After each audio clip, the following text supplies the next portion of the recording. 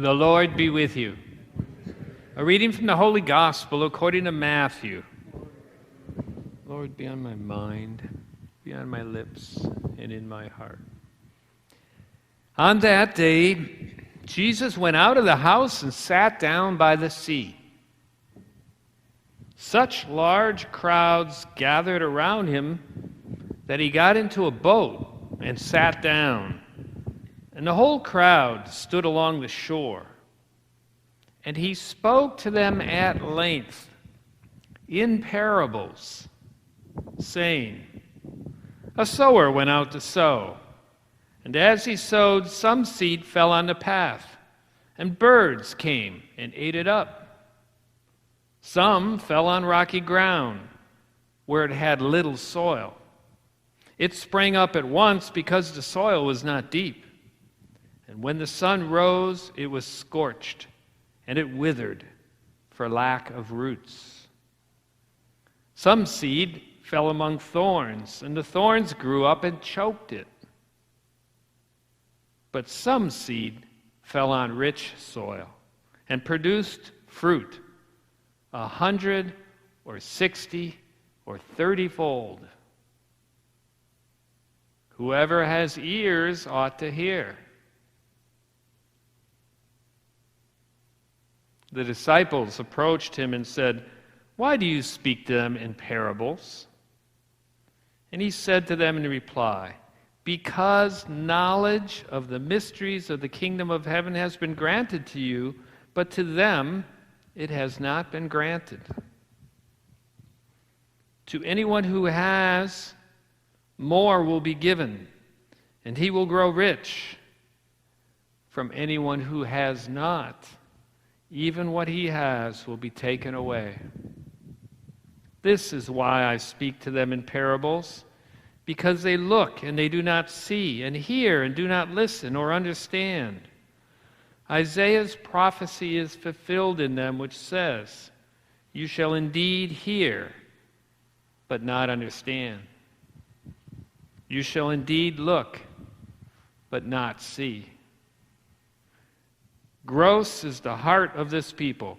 They will hardly hear with their ears. They have closed their eyes, lest they see with their eyes and hear with their ears and understand with their hearts and be converted.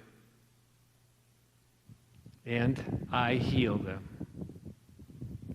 But blessed are your eyes because they see. Blessed are your ears because they hear. Amen, I say to you, many prophets and righteous people long to see what you see but did not see it, and to hear what you hear but did not hear it. Hear then the parable of the sower. The seed sown on path is the one who hears the word of the kingdom without understanding it. And the evil one comes and steals away what was sown in his heart. The seed sown on rocky ground is the one who hears the word and receives it at once with joy, but he has no root, and it lasts for only a time. When some tribulations or persecutions come because of the word, he immediately falls away. The seed sown among thorns is the one who hears the word, but then worldly anxiety and the lure of riches choke it, and the word bears no fruit. But the seed grown on rich soil is the one who hears the word and understands it, who indeed bears fruit and yields 100 or 60 or 30-fold. The gospel of the Lord.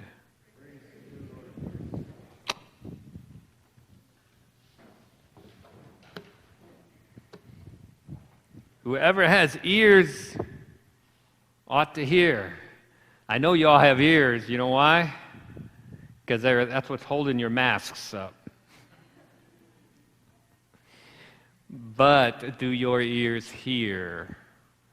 And does what you hear go into the heart like a seed in rich soil and produce fruit? Today's context of this parable is very interesting.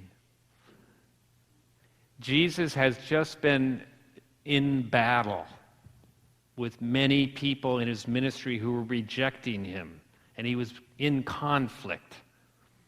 And he goes, it seems, to relax or regroup. Peter's house, we believe, by the sea.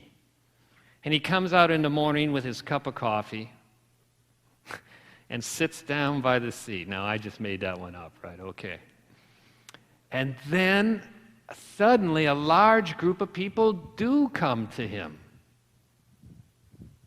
And he gets into a boat and then teaches them in parables. And this parable and the many that are going to follow it are about why, when Jesus is in his ministry preaching, do so many people reject him.